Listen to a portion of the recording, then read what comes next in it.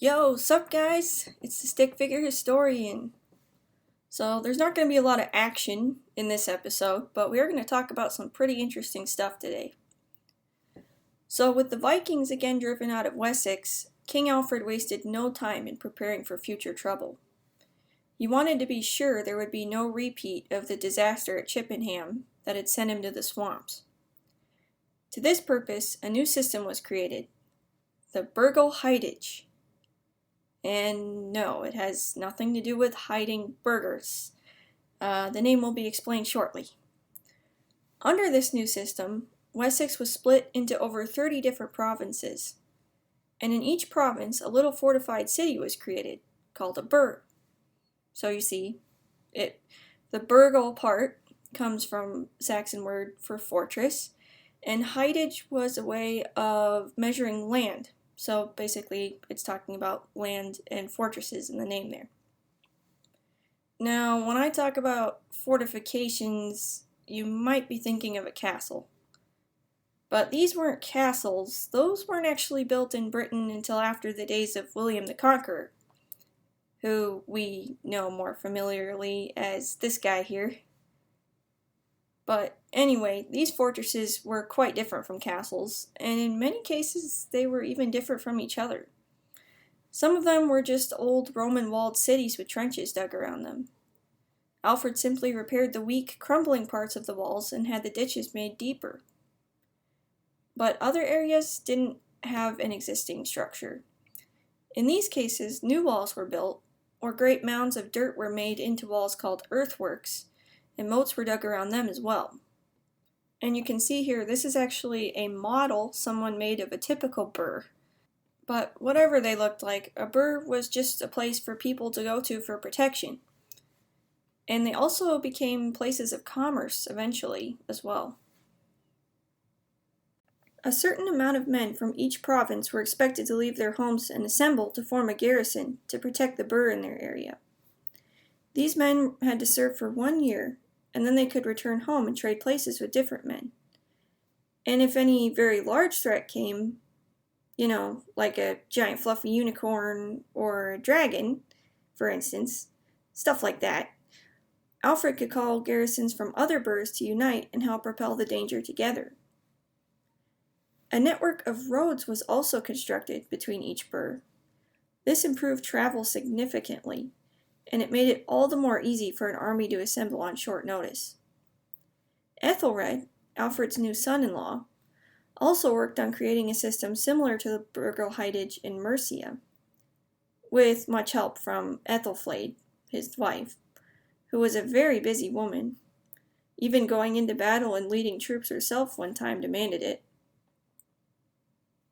By way of the Burghal Hidage, Alfred had solved his two biggest problems, the creating of a standing army and protection of the cities. He could now very quickly and easily call together a formidable force to deal with any troublesome intrusions. But this new system didn't just work well for the king. The common people enjoyed the benefits as well.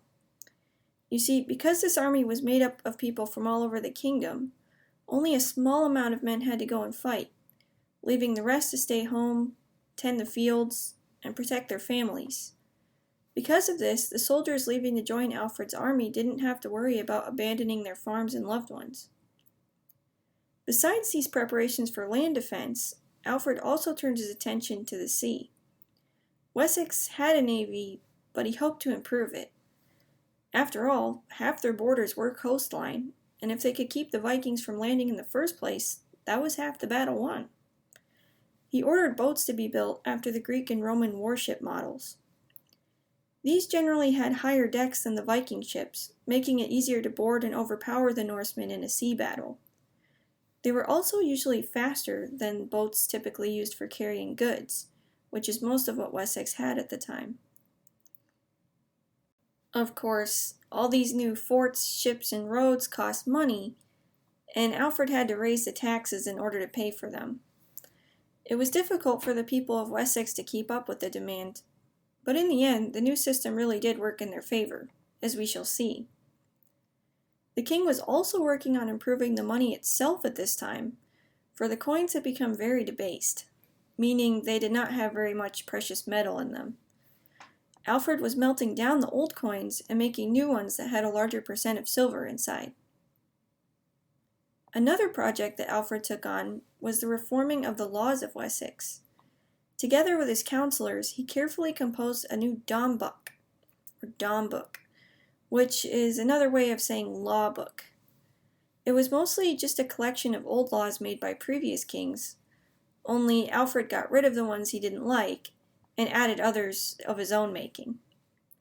The two most important things Alfred wanted to emphasize in this Dombook were loyalty to lords, which was just anyone in charge of you, basically, and the keeping of oaths, two big issues of those days. And as if all this were not enough, the king also was determined to increase learning in his realm. He had never lost his love of reading, and wished to impart it to his people. He invited foreign monks and scholars to his court, and started a school there for himself and his nobles. Alfred even took up Latin, so that he could translate more books into English, so all men could read them. Now, most of these were not very good books. A lot of works on philosophy and church manuals written by popes, like this creepy guy here, Gregory the Great. But Alfred did also translate the first 50 chapters of the Book of Psalms. From now on, all his nobles were required to learn how to read in their native tongue in order to keep their positions. But Alfred did not just want his nobles to learn how to read. He wanted all people to have the ability to learn. Several smaller schools were started all over the country for rich and poor alike. In the next video, we'll hear about how King Alfred's work and reforms were put to the test. Because, just as he expected, Vikings were not gone for good.